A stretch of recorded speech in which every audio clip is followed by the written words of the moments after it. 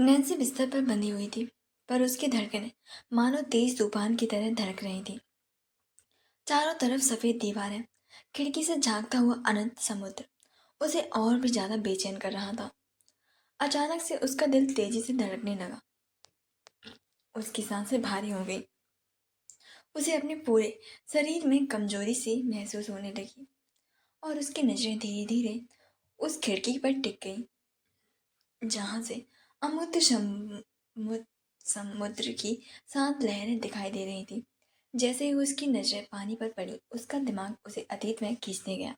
ऋषभ का चेहरा उसकी आंखों के सामने तैरने लगा हुआ याद है, जब उसने उसे विश्वासघात का सबसे बड़ा जख्म दिया था। उसे वह दिन याद आ गया जब ऋषभ के धोखे से टूटकर उसने खुद को खत्म करने की कोशिश की थी और समुद्र में छलांग लगा दी थी।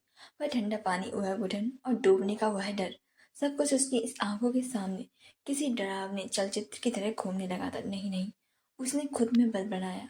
उसका सिर झटके से इधर उधर हिलने लगा, जैसे वह इन यादों को अपने जहन से निकालने की पूरी कोशिश कर रही थी। लेकिन ये यादें उसकी हर कोशिश को नकारते हुए उसके दिमाग पर हावी हो रही थी। उसका दिल घबराहट से भरने लगा। उसे लगा जैसे उसके चारों ओर दीवारें सिकुड़ रही हों। उसकी आंखों में पानी भर आया। वह सांस लेने के लिए संघर्ष कर रही थी। उसकी बेबसी और बढ़ गई जब उसके दिमाग में एक और खतरनाक सवाल खड़ा कर दिया। क्या आदित्य भी मेरे साथ वही सब कर सकता है जो ऋषभ ने किया? यह सवाल उसके लिए किसी भी तीर की तरह था। उसे विश्वास नहीं हो रहा था कि वह ऐसा भी सोच सक रही थी, लेकिन उसका दिमाग उसकी परिस्थितियों की तरह वजह से बार बार उसे यही सब सोचने पर मजबूर कर रहा था। वह आदित्य का चेहरा याद आने लगा। वह मुस्कान, वह अपनापन, लेकिन अब वही चेहरा एक शक की परछाई से घिरा हुआ लगने लगा था। क्या आदित्य भी मुझसे झूठ बोल रहा था? क्या वह भी मुझे धोखा देने का प्लान बना रहा था? यह ख्याल आते ही उसकी आंखों से आंसू बहने लगे। उसकी सांसें और भी ज्यादा तेज हो गईं और उसने अपने सिर को जोर जोर से हिलाया, मानो अपने दिमाग को इस गंदगी को फेंक देना चाहती हो। नहीं नहीं नहीं, आदित्य ऐसा नहीं कर सकता, उसने चिल्लाकर जल्दी से अपने दिमाग को झटकते हुए कहा था। लेकिन उसकी आवाज कमरे की उन्हीं सफेद दीवारों से टकराकर वापस आ गई थी और वह फिर से खामोश हो गई थी। उसके दिल ने उसे तसल्ली देने की पूरी कोशिश की। आदित्य ऐसा नहीं है, और ऋषभ जैसा नहीं है। उसने हमेशा तुम्हारा साथ दिया है, उसने हमेशा तुम्हारी परवाह की है, तुम्हें बचाया है, तुम्हें ढूंढने के लिए पागल था। लेकिन उसका दिमाग इन बातों को मानने को तैयार नहीं था। क्यों नहीं हो सकता? ऋषभ ने भी तो यही किया था ना। पहले प्यार जताया और फिर धोखा दिया। क्या गारंटीड है कि आदित्य भी उसी की तरह नहीं निकलेगा? नैन्सी का मन और दिमाग एक भयंकर युद्ध में उलझा हुआ था। उसकी आंखों में आंसू की धाराएं बहने लगी थी। उसने खुद को समझने की पूरी कोशिश की। नहीं, आदित्य ऐसा नहीं कर सकता। मैं उसे जानती हूँ, वह मुझसे बहुत प्यार करता है और बहुत ज़्यादा करता है।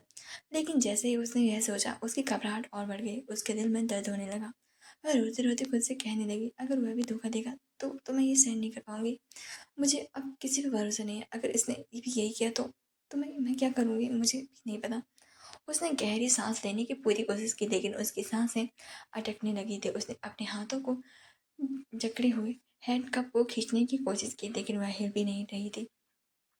आखिरकार उसने धीरे से अपनी आंखें बंद कर ली और खुद को शांत करने की कोशिश की, लेकिन उसके बंद पलकों के पीछे भी आदित्य और ऋषभ के चेहरे बार बार बदल रहे थे, जिससे उसकी आंखों से आंसू झलकने लगे। नैन्सी ने अपने आप से कहा, मुझे सच का पता लगाना होगा। मैं यहाँ बेबस नहीं रह सकती। मुझे खुद को और अपने प्यार को साबित करना होगा। उसकी आंखों में अब आंसू के साथ साथ एक सख्त दृढ़ता भी थी। उसने गहरी सांस लेते हुए खुद को वादा किया, आदित्य मुझे धोखा देने के मौका नहीं मिलेगा। अगर वह मेरे साथ है तो उसे साबित करना होगा, और अगर वह नहीं है तो उसने अपनी आंखें खोलते हुए कहा, तो उसे इसका अंजाम भुगतना होगा। लेकिन तभी पानी को देखकर नैन्सी का इल्यूजन होने लगे, जैसे कि वह पानी में डूब रही है। उसे सांस नहीं आ रही थी। वह सांस लेने की तड़पने लगती है, खुद को हैंडकप से छुड़ाने की कोशिश करने लगती है, जिससे उसकी कलाइयाँ लाल पड़ने लगी थी, जैसे उसमें खून आ जाएगा। वह बुरी तरीके से छटपटा रही थी। अचानक से उसकी आंखों से आंसू पानी की तरह, किसी झरने की तरह बहने लगे थे। उसके मुंह से कोई भी आवाज नहीं निकल रही थी। वह बुरी तरीके से छटपटा रही थी। उसकी आंखों से आंसुओं का सैलाब थमने का जैसे नाम ही नहीं ले रहा था। वह खुद को जगाना चाहती थी, छुड़ाना चाहती थी, लेकिन वह छुड़ा ही नहीं पा रही थी। उसका दिल जैसे ही टूट कर पूरी तरीके से पिघलने वाला था, तभी उसकी हर सोच, हर सवाल और हर डर ने उसे अंदर तक हिला दिया था। वह धीमी धीमी अंदर तक सांस लेने लगी। वह पसीने से तरबतर हो गई। हाथों की कलाई में अब खून निकलने लगा था। तभी कमरे का दरवाजा हल्की सी आवाज के साथ खुला, लेकिन नैन्सी होश में नहीं आई थी।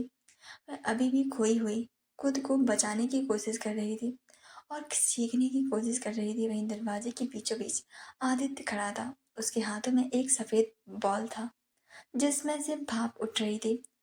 टोमेटो सूप की खुशबू हवा में तैर रही थी। आदित्य का चेहरा हमेशा की तरह शांत और बिना किसी भावनाओं के था, लेकिन जैसे ही उसकी नज़र नैन्सी की आंसुओं से भरी हुई लाल आंखों पर पड़ी और उसे छटपटाते हुए देखा, तो वह वहीं पर ठहर गया। उसके कदम ठिठक गए। उसका दिल जैसे एक पल के लिए थम सा गया था। ये क्या हो गया? उसकी आंखों में हल्की सी घबराहट झलकने लगी। उसने जल्दी से सूप से भरा हुआ बॉयल को साइड टेबल पर रखा और नैन्सी की तरफ लपका। नैन्सी, उसकी आवाज़ में चिंता, घबराहट झलक रही थी, लेकिन अभी भी नैन्सी अपनी होश में नहीं थी। ये देख वह और भी ज़्यादा डर गया था। उसकी कलाई से खून आते देखकर वह ज़्यादा ही घबरा गया था। वह जल्दी से उसके पास आया और जल्दी से अपनी जेब से चाबी को निकाला और उसके हाथों की कलाइयों में से उस हथकड़ी को जल्दी से निकाल दिया था और कहीं दूर फेंक दिया था। उसने जल्दी से नैन्सी को उठाने की पूरी कोशिश की, लेकिन वह होश में ही नहीं थी। उसका शरीर कांप रहा था। ये देखकर आदित्य को जल्दी से कहा, नैन्सी, नैन्सी होश में आओ। नैन्सी, क्या हो रहा है तुम्हें? आदित्य की आवाज में घबराहट, बेबसी साफ झलक रही थी। नैन्सी का बेहोश और कांपता हुआ शरीर उसके हाथों में ढह चुका था। उसने उसकी नब्ज टटोलने की कोशिश की, जो बहुत धीमी थी। नैन्सी के चेहरे पर पसीने की परत आ गई थी। इस चीज से वह काफी ज्यादा घबरा गया था। आदित्य का दिल काफी ज्यादा मचलने लगा था। वहीं नैन्सी की सांसें उखड़ी हुई थी। उसने जल्दी से वहाँ रखी हुई टेबल से पानी का गिलास उठाया और उसके चेहरे पर हल्का सा पानी छिड़कने लगा। नैन्सी, प्लीज होश में आओ, उसने लगभग चीखते हुए कहा था। उसकी आवाज़ कांप रही थी, लेकिन नैन्सी की आंखें बंद थीं और उसका शरीर ठंडा हो रहा था। उसकी कलाइयों से खून अब भी बह रहा था। आदित्य ने तुरंत अपनी शर्ट की आस्तीन फाड़ी और उस कपड़े से उसकी कलाई को कसकर बांध दिया ताकि खून रुक सके। उसने चारों ओर देखा, जैसे किसी की मदद की तलाश कर रहा हो, लेकिन कमरे में सिर्फ उसकी दर्द भरी खामोशी थी। नैन्सी, होश में आओ प्लीज, मुझे डराओ मत नैन्सी। उसकी आवाज और भी ज्यादा कांपने लगी थी। आदित्य ने जल्दी से उसे अपनी गोद में उठा लिया और वहां से जल्दी से कमरे से बाहर ले आया, जहाँ उसे सांस लेने में तकलीफ ना हो। वह रूम से बाहर आया और बाहर सभी बॉडीगार्ड उसे देख रहे थे। आदित्य ने उससे उन्हें गुस्से से कहा, यहाँ से दफा हो जाओ। आदित्य की गूंजती हुई आवाज ने सभी को किनारे कर दिया था। उसने जल्दी से उसे सीप की जमीन पर लिटाया और वहां खड़े सारे बॉडीगार्ड को उसने वहां से जल्दी से जाने का इशारा किया। वहीं यह देखकर सभी लोग जल्दी से वहां से जल्दी से अपना सर झुकाकर चले गए थे। अब वहां पर सिर्फ नैन्सी और आदित्य ही थे। आदित्य नैन्सी के होश में लाने की कोशिश करने लगा। आदित्य के मन में अनगिनत सवाल उठ रहे थे। आखिर नैन्सी को ये इल्यूजन क्यों हुआ? उसने ऐसा क्या देखा जिससे उसे इस कदर तोड़ दिया?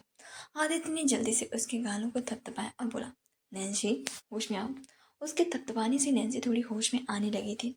उसकी सांस भी नॉर्मल होने लगी थी। वह सही से सांस लेने लगी लगी थी, लेकिन अचानक से वह एकदम से खड़ी होकर बैठ गई और जोर जोर से सांस लेने लगी। उसने जैसे ही सामने आदित्य को देखा, तो उसकी आंखों से अचानक से काफी तेजी से आंसू बहने लगे। वह अपने आप को रोक नहीं पाई और उसका शरीर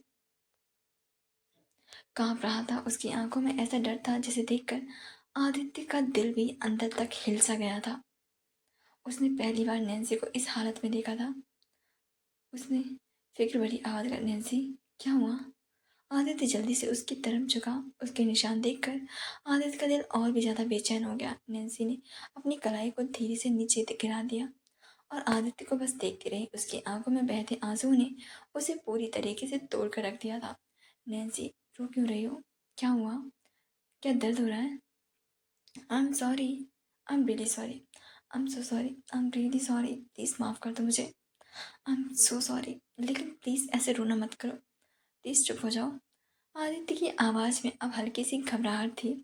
उसने अपने दोनों हाथों से नैन्सी के गालों को पकड़ा और उसकी आंखों में देखा, लेकिन नैन्सी कुछ भी नहीं बोल पाई। वह चुपचाप बैठी थी, लेकिन उसकी आंखें उसकी हालत चीख चीख कर कह रही थी कि वह अंदर से कितनी टूट हुई है। आदित्य ने उसकी आंखों में जो दर्द देखा, उसने उसके अंदर एक अजीब सी बेचैनी भर दी थी। नैन्सी, मुझसे कुछ तो कहो। मैं यहाँ हूँ, सब ठीक है, कुछ भी नहीं हुआ है, सब ठीक है। मेरे होते हुए तुम्हें कुछ भी नहीं हो सकता, प्लीज़ आप चुप हो जाओ।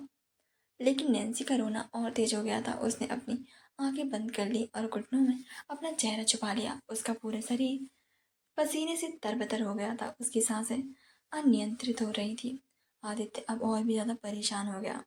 उसने धीरे से नैन्सी को अपनी ओर खींच लिया और उसे अपने सीने से लगा लिया। उसकी बाहों का कसाब धीरे धीरे मजबूत होता गया। नैन्सी, देखो, सब कुछ ठीक है, मैं हूं ना तुम्हारे साथ। तुम मुझसे कुछ भी कह सकती हो, मैं तुम्हें किसी भी डर से बचा लूंगा, बस रोना बंद करो। लेकिन नैन्सी तो उसके सीने से लगते ही और भी ज़्यादा जोर जोर से रोने लगी थी। उसे ऐसे रोते देखकर आदित्य का दिल तो जैसा बैठा ही जा रहा था।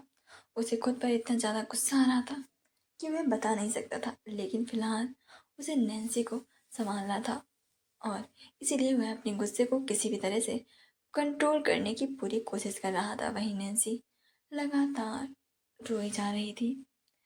तभी अचानक से नैन्सी के दिमाग में वही सब बातें दौड़ने लगी कि किस तरीके से वह एक रूम में थी और उसके हाथों में हथकड़ियाँ बनी हुई थी। खिड़की से बाहर शांत समंदर। यह देखकर नैन्सी के दिमाग में अचानक से आदित्य और ऋषभ का चेहरा आने लगा, जिस वजह से उसकी आंखें एकदम से खुल गईं और उसने गुस्से से आदित्य को धक्का दे दिया और उससे दूर खड़ी हो गई और उसे विश्वास अविश्वास भरी नजरों से देखने लगी। उसकी आंखें पूरी तरीके से लाल थीं। उसका चेहरा अभी भी आंसुओं से भीगा हुआ था, लेकिन उसका शरीर अभी भी गुस्से से कांप रहा था। वह उसे खुद से दूर जाता देखकर आदित्य के चेहरे पर हैरानी साफ झलकने लगी थी। उसने नैन्सी को इस हालत में पहले कभी नहीं देखा था। उसकी हालत होती अल्लाह उसकी हालत उसकी लाल होती हुई आंखें और कांपता हुआ शरीर आदित्य को एक गहरे अपराध बोध से भरे रहे थे। लेकिन वह अपनी बात समझाने के लिए आगे बढ़ा। नैन्सी ने उसे जल्दी से अपनी तरफ बढ़ते हुए देखकर अपना हाथ दिखाकर रोक दिया। वही, रुक जाओ आदित्य, आगे एक कदम मत बढ़ाना वरना अच्छा नहीं होगा। और वह अपना कदम पीछे बढ़ाने लगी थी। उसे ऐसा करते देखकर आदित्य घबरा गया था और उसने जल्दी से नैन्सी को रोक दिया। नैन्सी, प्लीज प्लीज पहले मेरी बात सुनो, रुक जाओ, आगे मत बढ़ो। आदित्य ने उसका हाथ पकड़ने की कोशिश की, लेकिन नैन्सी ने जल्दी से उसका हाथ झटक दिया और वापस से दो कदम पीछे हो गई थी। मत छू मुझे, उसने गुस्से से चिल्लाते हुए कहा था। तुम मुझे इस जगह पर क्यों लाए हो? वो हथकड़ियाँ, वो सब तुमने किया ना, है ना? मैं तुम पर कैसे भरोसा करूं? तुमने ही मुझे इस जाल में फंसाया। क्या तुम ही भी मुझे धोखा देने वाले थे? यहाँ क्यों लाए मुझे? उसकी आवाज़ में गुस्से के साथ दर्द भी था। उसकी यह बात सुनते ही आदित्य की आंखें बड़ी बड़ी हो गई थी। उसके दिल में अचानक से तेज दर्द हुआ। उसने अपनी सांस गहरी खींची और शांत स्वर में बोला, नैन्सी, पहले मेरी बात सुनो। मैं तुम्हें कोई धोखा नहीं देने वाला, पहले मेरी बात सुनो। लेकिन नैन्सी की आंखों में गुस्से की लपटें थीं। वह कुछ भी सुनने के मूड में ही नहीं थी, इसलिए वह और भी ज़्यादा जोर से चिल्लाई, मुझे बस मेरे सवालों को जवाब दो। ये सब तुमने किया ना, है ना? तुम ही मुझे यहाँ लेकर आए, तुमने ही मुझे इस जगह पर कैद किया, इस जहाँ पर कैद किया ना, है ना? हाँ कि ना? यह कहते हुए वह एक एक कदम पीछे जा की तरफ रखती जा रही थी। आदित्य उसकी बात सुनकर ठहर सा गया था। उसने एक पल के लिए अपनी आंखें बंद की, जैसे अपने भीतर उमड़ रहे तूफान को संभालने की कोशिश कर रहा हो। फिर उसने गंभीर स्वर में कहा, हाँ नैन्सी, ये सब मैंने किया, लेकिन मुझे सच में नहीं पता था कि ये सब हो जाएगा। I am really sorry, please मेरे पास आओ। Nancy, please. डर से उसकी आवाज़ जैसे कांप रही थी, लेकिन नैन्सी ने उसकी बात को अनसुना कर दिया और वह धीरे धीरे वापस से पीछे हटने लगी। उसकी आंखों में आंसू और गुस्सा दोनों थे। वह चिल्लाई अब बिल्कुल भी नहीं, मैं कभी भी तुम्हारे पास नहीं आऊँगी। तुम सब एक जैसे हो आदित्य, तुम भी उस ऋषभ की तरह ही हो। तुम्हें किसी की भी परवाह नहीं है, तुम भी उसी की तरह हो। यह सुनते ही आदित्य अंदर तक टूट गया। उसे ऐसा लगने लगा जैसे पता नहीं उसके दिल में कितनी ज़्यादा खंजर घोंप दिए गए हों। उसने अपना दर्द छुपाने की कोशिश की और गंभीरता से कहा, नैन्सी, मैं किसी की तरह नहीं हूँ, तुम मुझे गलत समझ रही हो। प्लीज़ मेरे पास आओ, मैं तुम्हें सब कुछ समझा सकता हूँ। प्लीज़ मेरे पास आओ। और उसने उसे पकड़ने के लिए एक कदम आगे बढ़ाया, लेकिन नैन्सी 2 कदम पीछे हट गई और गुस्से से चीखते हुए बोली, खबरदार जो मेरे करीब आए, मैं कुछ भी कर लूँगी, इसीलिए दूर रहो मेरे से। मुझे किसी पर भरोसा करना ही नहीं चाहिए था। तुम सब एक जैसे होते हो, खासकर तुम। उसके शब्द आदित्य को किसी तीर की तरह समान दिल पर लग रहे थे। उसे चेहरा ऐसा लग रहा था जैसे कि कांटों तो खून नहीं, उसके चेहरे पर पसीने, दर्द, बेचैनी, दर्द और फिर सांप दिख रही थी। उसने हाथ उठाते हुए जल्दी से शांत स्वर में कहा, ठीक है नैन्सी, मैं तुम्हारे पास नहीं आऊँगा, बस तुम शांत हो जाओ प्लीज़ और पीछे जाना बंद करो। उसे डर लग रहा था कि कहीं वह पीछे गिर ना जाए, जिस वजह से उसका गला सूखने लगा था। वही नैन्सी जाकर पीछे सीलिंग से टिक चुकी थी। नैन्सी ने गुस्से और आंसू से बीच उसे देखा। उसकी सांसें तेज थी और उसकी आवाज़ कांप रही थी। उसकी आंखों से लगातार आंसू निकलने लगे थे। वह रोने लगी, उसका शरीर नीचे हो गया। उसने अपनी कांपती हुई आवाज़ में कहा, तुमने ऐसा क्यों किया आदित्य, तुमने ऐसा क्यों किया। उसे ऐसे रोते देखकर आदित्य भी टूटने लगा था। उसकी आंखें आंसुओं से भर आई थी। उसने माफ़ी मांगते हुए कहा, सॉरी नैन्सी, सॉरी, प्लीज़ मुझे माफ़ कर दो, प्लीज़ मेरे पास आओ। आदित्य को ऐसा लग रहा था कि उसकी दुनिया उसके सामने बिखर रही है। उसकी आंखें भी आंसुओं से भर आई थी। उसने कांपती हुई आवाज़ में वापस से माफ़ी मांगते कहा, sorry Nancy, I am very sorry, please मुझे माफ़ कर दो, प्लीज़ मेरे पास आओ, मैं सब कुछ ठीक कर दूंगा। वह उसकी तरफ बढ़ने लगा था, लेकिन नैन्सी ने अचानक से अपना सिर उठाया और उसकी आंखों में गुस्से की ऐसी आग थी जिसे देखकर आदित्य कुछ पल के लिए ठिठक सा गया था। उसकी आंखें खून की तरह लाल थी। मैंने कहा था ना मेरे करीब मत आना, वह गुस्से से चिल्लाई। उसकी आवाज़ में ऐसा गुस्सा था कि आदित्य भी एक पल के लिए रुक सा गया था, लेकिन वह खुद को रोक नहीं पाया और उसने खुद से कहा, नैन्सी प्लीज़ मेरी बात तो सुनो, तुम्हें मेरी बात सुननी होगी। लेकिन उसने इतना ही कहा था कि नैन्सी ने उसकी तरफ देखा और उसकी सांसें उखड़ी हुई थी, लेकिन उसकी आंखों में डर, असहायता और न जाने मेरे से पता नहीं क्या क्या था। आदित्य ने फिर से उसकी तरफ बढ़ने की कोशिश की। वह मुश्किल से 2 कदम ही आगे बढ़ा था कि वह खड़ी हुई और इससे पहले कि आदित्य समझ पाता, नैन्सी ने गुस्से और दर्द से कांपते हुए कहा, तुम्हारे पास मेरी बात सुनने का मौका था आदित्य, लेकिन तुमने मेरी बात नहीं सुनी। आदित्य के चेहरे पर घबराहट साफ झलक रही थी। उसने कदम तेज किए और चिल्लाया, नैन्सी नहीं, क्या कर रही हो तुम। लेकिन नैन्सी ने उसकी आवाज़ को अनसुना कर दिया। उसकी आंखों से आंसू लगातार बह रहे थे और उसने पीछे मुड़कर सिप के किनारे की ओर दौड़ लगाई। आदित्य यह देखकर एक पल के लिए चौंक गया और फिर वह तेजी से उसकी ओर भागा, लेकिन वह उसे रोकने के लिए काफी पास नहीं पहुंच सका। उसने चिल्लाते हुए, नैन्सी रुक जाओ प्लीज। लेकिन नैन्सी ने उसकी तरफ एक आखिरी बार देखा। उसकी आंखों में दर्द, नफरत और निराशा का मिला जुला भाव था और फिर बिना कुछ कहे एक पल की हिचकिचाहट के उसने सिर से नीचे पानी में छलांग लगा दी। आदित्य की आंखों के सामने उसकी पूरी दुनिया ही थम गई थी और वह चिल्लाया, नैन्सी। और बिना सोचे समझे वह भी उसकी ओर दौड़ा, लेकिन वह उसकी उंगली को ही टच कर पाया था और वह भी उसके हाथों से फिसल गई। नैन्सी की आंखों में आंसू भरे थे। वह उसे देखते हुए गहरे पानी में गायब हो चुकी थी। वहीं आदित्य का चेहरा देखते देखते ही आंसुओं से भर गया था। उसकी आंखों से आंसू टपकने लगे। वह जोर से चिल्लाया, नैन्सी प्लीज। उसका पूरा शरीर जैसे कांप सा गया था, लेकिन उसने जल्दी से खुद को संभाला और उसने भी पानी में छलांग लगा दी। वहीं दूर खड़े होकर बॉडीगार्ड ने जब यह नज़ारा देखा तो वह लोग भी जल्दी से उन दोनों की तरफ दौड़े। तो क्या होगा आगे? क्या सच में नैन्सी नहीं जी? क्या आदित्य उसे बचा पाएगा? वहीं जैसे ही नैन्सी गिरने लगी, उसका समय जैसे किसी फिल्म की तरह ही चलने लगा था, बिल्कुल धीमा, बिल्कुल स्लो मोशन में। आदित्य की उंगलियां से टच होते ही नैन्सी के हाथ में पहनी हुई अंगूठी ने अचानक से एक तेज चमक आई। जो उसके पूरे शरीर को जैसे एक अजीब सी ऊर्जा से भरने लगी थी। उसकी आंखें आश्चर्य से बड़ी हो गईं और फिर एक पल में उसके सामने विजुअल की छड़ी लग गई, जैसे स्क्रीन पर चल रहे दृश्य की तरह। कई अजनबी चेहरे और स्थान उसे घेरने लगे, जो वह पहले कभी नहीं देख पाई थी।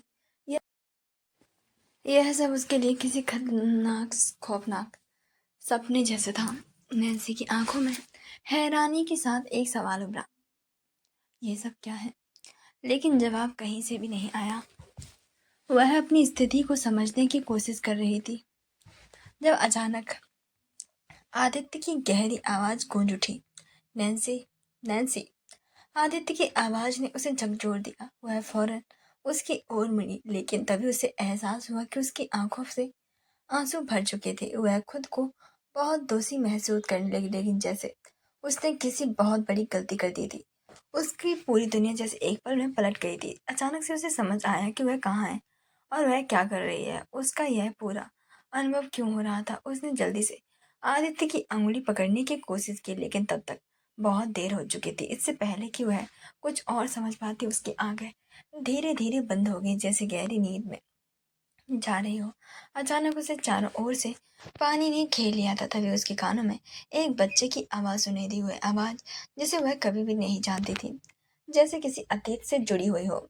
जैसे ही वह आवाज सुनने लगी, नैन्सी का मन उस आवाज को खो गया था। उसकी आंखें बंद थी, लेकिन वह यादों में खो गई थी, जैसे अतीत की एक गहरी भूल भुलैया में जा रही हो, जो किसी बच्चे को याद दिला रही थी। सब कुछ धीरे धीरे धुंधला होने लगा और नैन्सी एक नई दुनिया में कदम रख चुकी थी, जो उसके लिए अजनबी थी। नैन्सी की आंखें बंद होने के बाद वह जैसे किसी अज्ञात दुनिया में खो गई। उसकी चैतन्य जैसे उस खौफनाक दृश्य और समय में बाहर चली गई, तो उसके कानों में उस बच्चे की आवाज साफ साफ सुनाई दे रही थी, जो अब उसकी दुनिया का हिस्सा बन चुकी थी। माँ, माँ। वह आवाज इतनी मासूम और प्यारी थी कि नैन्सी की धड़कनें तेज हो गई थी। वह आवाज न सिर्फ उसके कानों में गूंज रही थी, बल्कि उसके दिल में भी कहीं गहरे तक एक अजीब सी कसक छोड़ रही थी, जैसे वह आवाज किसी लंबे समय से उसकी यादों में उस बसी हो। खून के छींटे और खामोश चीखें। नैन्सी की आंखें पूरी तरह से बंद थी और उसके सामने एक दृश्य उभरने लगा। यह दृश्य ऐसा था जैसे उसने पहले कभी नहीं देखा था, लेकिन कहीं ना कहीं उसके भीतर यह भावना थी कि वह इस जगह को जानती थी। यह एक भव्य और विशाल हॉल था, जो किसी राजसी हवेली का हिस्सा लग रहा था। हॉल की दीवारों पर सुंदर नक्काशी थी। झूमर से झिलमिलाती रोशनी पूरे माहौल में भव्य बना रही थी। फर्श संगमरमर कर रखा था, जिस पर हर कदम गूंज उठता। हॉल के एक कोने में एक छोटा सा बच्चा था, करीब 3 से 4 साल का। उसकी छोटी छोटी आंखें मासूमियत से भरी थी, लेकिन उनमें थोड़ी सी शरारत भी झलक रही थी। वह जमीन पर बिखरे खिलौनों के बीच बैठा हुआ था। हर तरफ छोटे छोटे कार, ट्रक और जानवरों के खिलौने फैले हुए थे, लेकिन वह बच्चा अपनी माँ से कह रहा था, माँ मुझे छोटे छोटे रोबोट्स चाहिए, और वह भी अभी के अभी चाहिए। उसकी माँ उसके पास बैठी थी, ऊपर से नीचे तक रॉयल लुक में थी। वह काफी ज्यादा एलिगेंट और खूबसूरत थी। उसके खिलौनों को समेटने की कोशिश कर रही थी। उसने थक कर कहा, आदि, पहले ये सारे खिलौने साफ करो, फिर मैं डैड को जरूर बोलूंगी। लेकिन आदि जिद पर अड़ा हुआ था। उसने गुस्से में अपने सारे खिलौनों को फेंक दिया और अपने हाथ कमरे पर रखकर बोला, नहीं, मुझे नहीं चाहिए, मुझे अभी चाहिए और अभी के अभी चाहिए। उसकी माँ ने उसकी बातें सुनकर गहरी सांस ली और खिलौनों की तरफ इशारा करते हुए कहा, आदि, ये कैसी जिद है और ये क्या तरीका है बात करने का? तुम सारे खिलौने उठा रही हो या डैड को बोलूं? जिस पर आदि ने इस धमकी को अनसुना कर दिया और झट से दूसरी ओर भाग गया। आदि, रुको, तुम्हें कितनी बार कहा है मम्मा की बात माना करो। उसकी माँ ने आवाज लगाई और उसके पीछे दौड़ी। आदि शरारत से मुस्कुराया था और बार बार पलट कर अपनी माँ को चिढ़ा रहा था। उसने पास रखे एक बड़े से टेडी बेयर को उठाकर अपनी माँ की तरफ फेंका। पकड़ो माँ, वह हंसते हुए चिल्लाया। उसकी माँ ने टेडी बेयर को पकड़ा और नाराजगी जताते हुए बोली, आदि, तुम बहुत बिगड़ते जा रहे हो। अगर अब नहीं मानी ना तो पापा को बुला लूंगी। पापा का नाम सुनते ही आदि ने रुककर अपनी माँ को देखा और अब उसकी आंखों में थोड़ी सी चिंता ली, लेकिन फिर भी उसने अपनी शरारती भरी आवाज में वापस से भागते हुए कहा, पापा से कह दीजिए माँ, मैं डरता थोड़ी हूँ। यह सुनकर उसकी माँ ने अपना सिर पकड़ लिया था, लेकिन इससे पहले कि वह उसे पकड़ पाती, आदि एक बार फिर से भागा। अचानक उसने एक ऊंची अलमारी पर रखा एक छोटा सा बड़ा सा रोबोट देखा और उसे लेने के लिए कुर्सी पर चढ़ने लगा। आदि रुको, नीचे उतरो, उसकी माँ ने घबराकर आवाज दी, लेकिन आदि ने ध्यान नहीं दिया। उसकी माँ ने जल्दी से उसके पास पहुंची और उसे अपनी गोद में उठा लिया। तुम दिन ब दिन और भी ज्यादा शरारतें होती जा रहे हो, अब नए रोबोट भूल जाओ, उन्होंने कड़े लहजे में कहा था। आदि ने अपनी बहुत बड़ी बड़ी मासूम आंखों से अपनी माँ को देखा और मुंह फुला लिया और फिर धीरे से कहा, ठीक है, फिर मैं डैड से मांग लूंगा। यह कहते हुए वह वहां से बगीचे की तरफ दौड़ गया, जिस पर उसकी माँ ने पीछे दौड़ी। बच्चा अपनी जिद पर अड़ा था और लगातार भागता जा रहा था। नैन्सी को ये समझ नहीं आ रहा था कि आखिरकार यह सब क्या देख रही है और ये सब क्या है, और ये बच्चा कौन है और ये औरत कौन है। अचानक वह बच्चा तेजी से दौड़ रहा था और पीछे मुस्कुराते हुए देख रहा था, लेकिन जैसे ही उसने आगे देखा उसके कदम अचानक से रुक गए। नैन्सी का दिल भी तेजी से धड़कने लगा। बच्चा अचानक से खून से सन गया था। उसके सामने उसके पिता ने एक खौफनाक नकाब उसकी गर्दन दर्द से अलग कर दी थी, जिसका पूरा सारा खून उस बच्चे के ऊपर जा गिरा था। वह बच्चा भी खून से रंग गया था। यह सब इतना ज्यादा अचानक हुआ था कि वह कुछ भी सोचने समझने की शक्ति ही खो बैठा था। उसकी आंखें जो चमक रही थी अचानक से खाली हो गई थी। आदि, पीछे से औरत की भी चीख पड़ी। आदि ने अपने हाथों को खून से देखा। उसके छोटे छोटे हाथों में खून लग चुका था। बच्चा अपने दोनों हाथों को घूर रहा था, मानो समझ नहीं पा रहा हो कि ये खून कैसे आया। उसका शरीर ठंडा पड़ गया था और उसकी आंखों में खौफ ठहरने लगा था। धीरे धीरे बच्चे ने अपनी आंखें ऊपर उठाई और नजारा देखकर वह जैसे थर थर कांपने लगा था। अचानक से उसके सामने उसके पिता के शरीर में कई सारी गोलियां आकर लगी। उसके पिता उसकी तरफ ही देख रहे थे। अचानक सामने जमीन पर उसके पिता के खून से लथपथ लाश पड़ी थी। चारों ओर कई सारे लोग मरे पड़े थे। पूरा गार्डन जैसे खून से रंगा हुआ था। हर तरफ लाल लाल खून बिखरा हुआ था, जैसे वहां पर खून की होली खेली गई हो। ये सब इतना ज्यादा भयानक था कि औरत के हाथ में पकड़ी हुई छड़ी उसके हाथों से छूटकर जमीन पर गिर गई और वह जब चीखते हुए जमीन पर जा गिरी। नहीं, ये नहीं हो सकता, आदि के पापा। लेकिन बच्चा चुप था। उसकी खामोश आंखों में भय और असहायता टपक रही थी। उसके छोटे कदम हिले तक नहीं थे। अचानक कुछ बॉडीगार्ड्स काले कपड़े पहने वहां पर आ गए। उन्होंने उस औरत की तरफ देखते कहा, मैडम जल्दी कीजिए। उनमें से दूसरी औरत ने कहा, यहाँ रहना खतरे से खाली नहीं, छोटे साहब की जान खतरे में है और आपको तुरंत यहाँ से निकलना होगा अगर हमें उन्हें की जान बचानी है तो। मैडम प्लीज हमारे पास साथ चलिए, हमारे पास टाइम नहीं, प्लीज जल्दी करिए। लेकिन वह औरत अपने पति की ओर देखती रही। उसके आंसू रुकने का नाम नहीं ले रहे थे। वह फर्श से खड़ी हुई और अपने पति के पास घुटनों के बल बैठ गई। वह अपने पति की लाश को पकड़कर हिलाने लगी। अभय, नहीं, तुम मुझे छोड़कर नहीं जा सकते, मैं तुम्हें नहीं जाने दूंगी। अभय प्लीज होश में आओ, ये क्या हो गया। अभय प्लीज जल्दी से होश में आओ। वह बड़ी तरीके से रोने लगी थी। उसे रोते हुए देखकर बॉडीगार्ड ने जल्दी से चारों तरफ से उन्हें घेर लिया था। चारों तरफ से गोलियां चल रही थी, जिसे देखकर एक ने, जो कि हेड था, उसके आंखों से आंसू को छुपाते हुए मजबूती से कहा, मैडम ये समय शौक बनाने का नहीं है, वह लोग आपको और छोटे साहब को भी मार देंगे। कृपया जल्दी करें, प्लीज समझने की कोशिश कीजिए। अगर आप नहीं गई तो छोटे साहब को बचाना मुश्किल होगा। यह सुनते ही औरत ने अपने दिल को पत्थर का बना लिया और खुद को संभाला और आंसुओं को रोकने की पूरी कोशिश की। और फिर वह आदि के पास पहुंची और उसे गोद में उठाने की कोशिश करने लगी। आदि बच्चा, हमें जाना होगा। लेकिन आदि जैसे पत्थर बन चुका था। वह लगातार अपने पिता को ही देखे जा रहा था। उसकी आंखें उसी पर जमी हुई थी। तभी औरत ने कांपते हुए अपने बेटे की ओर देखा। उसका चेहरा बेजान हो चुका था। उसने एक गहरी सांस ली और बेटे को उसे जबरदस्ती अपनी गोद में उठा लिया। और आदि, हमें यहाँ से जाना होगा। लेकिन आदि ने कुछ भी नहीं कहा। उसकी मासूम आंखें अपने पिता की लाश पर टिकी रहीं। जैसे जैसे उसकी माँ उसे लेकर दरवाजे की ओर बढ़ रही थी, वह पलट कर देखता रहा। उसके चेहरे पर दर्द, डर और खालीपन था। औरत और बच्चा बॉडीगार्ड के सुरक्षा घेरे में हवेली के बाहर निकल गए और कार में निकल गए। लेकिन उस दिन की खून और चीखें आदि की मासूमियत को हमेशा के लिए छीन ले गई थी। गाड़ियों का काफिला सुनसान सड़क पर तेजी से दौड़ रहा था। आसमान में छाई हुई घना घनी काली रात, जंगल के पेड़ों में गिरी हुई सड़क और पीछा कर रही ब्लैक कारों का दृश्य हर पल को और अधिक भयावह बना रहा था। कार में बैठी औरत ने अपने बेटे को आदि को अपनी गोद में कसकर पकड़ा हुआ था। उसकी सांसें तेज चल रही थी, आंखों से आंसू जैसे रुकने का नाम नहीं ले रहे थे। आदि का चेहरा अब भी बेजान और खाली था। वह अपने पिता की लाश का दृश्य आंखों में समेटे था।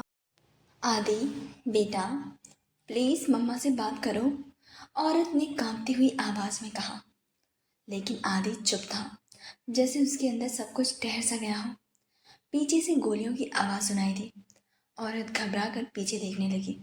ब्लैक कारें उनकी ओ गाड़ी के करीब आती जा रही थी। बॉडी गार्ड्स की गाड़ियां रुक रुक कर गोलियां चला रही थी, लेकिन पीछा करने वालों की संख्या कई ज्यादा अधिक थी। बॉडी गार्ड्स के हेड ने एक बार फिर से पीछे मुड़कर देखा और तेज आवाज में कहा, मैडम, अब और देर नहीं हो सकती, हमें उन्हें धोखा देना होगा। कैसे? औरत ने घबराई हुई आवाज में पूछा। हम अपनी गाड़ी रोककर उनका ध्यान भटकाएंगे। आप अगले मोड़ से जंगल की तरफ निकल जाएं। वहां हमारा हेलीकॉप्टर आपका इंतजार कर रहा है, लेकिन जल्दी कीजिए। ये लोग किसी भी कीमत पर रुकने वाले नहीं हैं। औरत ने अपने बेटे की ओर देखा, जो अब भी पत्थर की तरह खामोश था।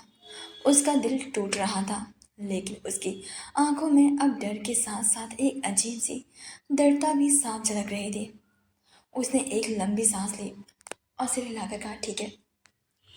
बॉडीगार्ड ने एक तीव्र ब्रेक लगाई, जिससे गाड़ियों की चैन रिएक्शन हुई। एक पल के लिए उनकी गाड़ी पीछे वालों से दूर हो गई। हेड ने दरवाज़ा खोलकर बाहर निकलते ही बाकी बॉडीगार्ड्स को इशारा किया। मैडम, आगे के रास्ते पर ध्यान दीजिए, हमें यहीं से बिदा लेनी होगी। औरत की आंखें यह सुनकर भर आई थी। वह जानती थी कि ये लोग अपनी जान देकर उनकी और उनके बेटे की रक्षा कर रहे थे। उसने कांपती हुई आवाज़ में कहा, तुम सब पर भगवान की कृपा हो। हमें आपकी सुरक्षा का आदेश है मैडम, बस आप आगे बढ़िए। हेड ने एक आखिरी बार झुककर सिर झुकाया और फिर बंदूक उस औरत की ओर बढ़ा दी और अपने साथियों के साथ ब्लैक कारों का सामना करने को तैयार हो गया। गाड़ी जंगल की तरफ मुड़ी। औरत ने शीशे से पीछे देखा। गोलियों की आवाज़ें अब और भी ज़्यादा तेज हो गई थी। उसका दिल घबराहट से कांप रहा था। उसने आदि को अपनी गोद में और कसकर भींच लिया। आदि, कुछ बोलो बेटा, मम्मा से बात करो। आदि ने धीरे से अपनी माँ की ओर देखा। उसकी आंखों में आंसू भरे थे, लेकिन उसके होंठ अब भी खामोश थे। पापा, बस इतना ही कहकर वह फिर से अपनी माँ से लिपट गया। जंगल का रास्ता सुनसान और डरावना था। हर तरफ पेड़ों के बीच में आती आती अजीब अजीब सी आवाज़ें माहौल को और भी ज़्यादा खौफनाक बना रही थी। औरत अभी भी डरी हुई थी। फिर ड्राइवर ने गाड़ी की गति तेज कर दी थी, लेकिन रास्ता घुमावदार और खतरनाक था। मैडम, बस 5 मिनट और हेलीकॉप्टर वही होगा। और ड्राइवर ने कहा। यह सुनकर औरत का दिल और भी ज़्यादा तेज धड़कने लगा था और अपना सर हाँ में हिलाया। हेलीकॉप्टर से कुछ दूरी पर गाड़ी घने जंगल के बीच अचानक से धीमी हो गई थी। औरत ने घबराते हुए ड्राइवर की ओर देखा। गाड़ी करोगी?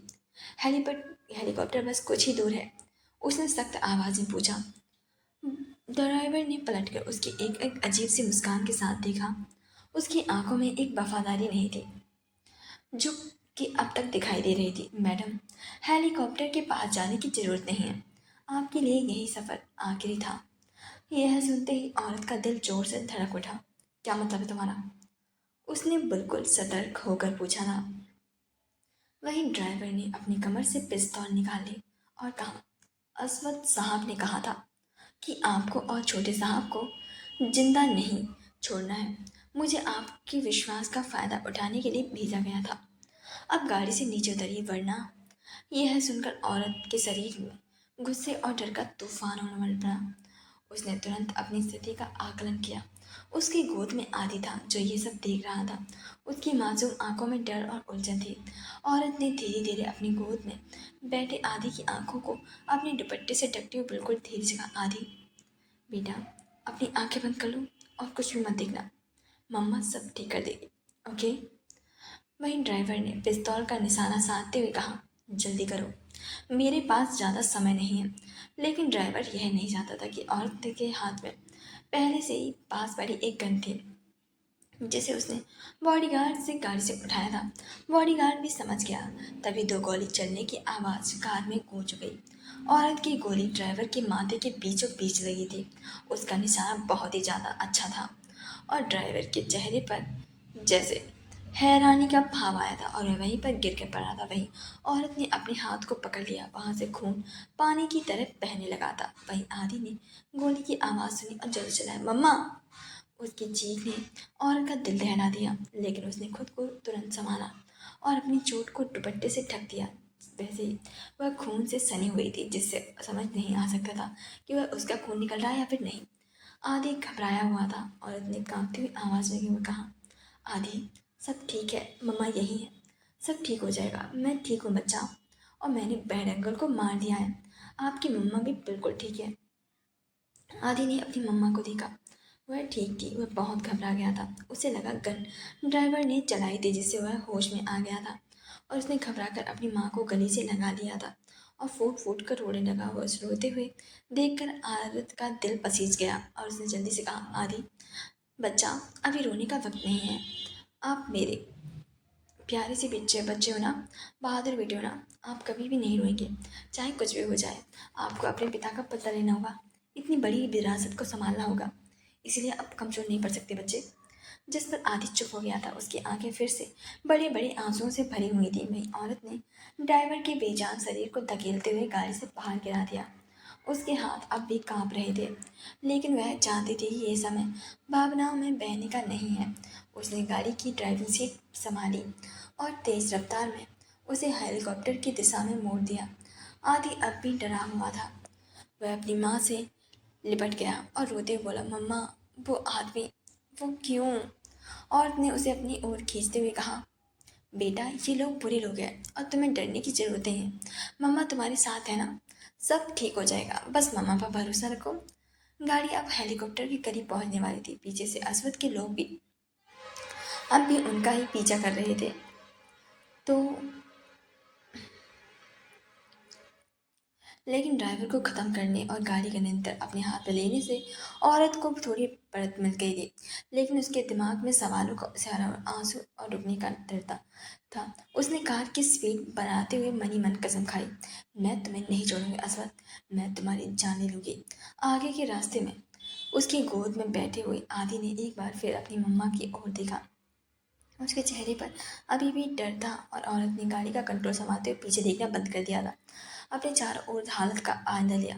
हेलीकॉप्टर अब भी कुछ ही दूरी पर था, लेकिन वह जान गई थी कि जब हेलीकॉप्टर पर पहुंचना बेकार ही हो सकता, क्योंकि ड्राइवर की तरह वह भी धोखा दे सकते हैं। पीछा कर रही गाड़ियां तेजी से नजदीक आ रही थी। उसने अपनी सूझबूझ से और माध्यता के चलते तुरंत फैसला किया और हेलीकॉप्टर पर जाना बेकार है, हमें अपनी दूसरी दिशा में भागना होगा। उसने खुद से कहा और कहते हुए उसने अपनी कार को दूसरी तरफ मोड़ दिया। तो आगे स्टोरी सुनिए, प्लीज़ चैनल को सब्सक्राइब जरूर करें। Thank you so much.